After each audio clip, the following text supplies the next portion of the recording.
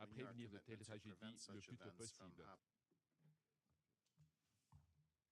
All governments have a responsibility to protect their people from these crimes, and all nations have a stake in helping them meet that responsibility. Having joined that consensus, it is appalling to see what the Syrian government has wrought on its own people over the last 2 years. And yet, even against this murderous backdrop, the events of August 21 stand out. On that day, the world watched with horror as the Assad regime deployed chemical weapons against its own people, poisoning over 1,000 men, women, and children, hundreds of children, with a chemical nerve agent as many of them slept. The mother who has to live without her 5-year-old daughter because she was killed by a sniper feels the pain no less searingly than the father whose 5-year-old son was asphyxiated in a sarin attack. All attacks on civilians are an outrage that should shock the conscience.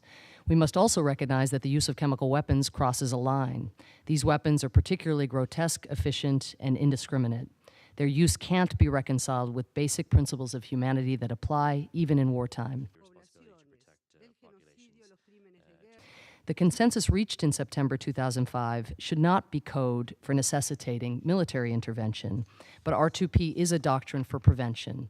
It should have compelled Assad to protect his people rather than attack them, and it should have compelled his partners in the international community to step in earlier, lend advice and assistance, and prevent the situation from reaching its current metastatic proportions. It should have. Clearly, it is the understatement of the year to say we still have work to do.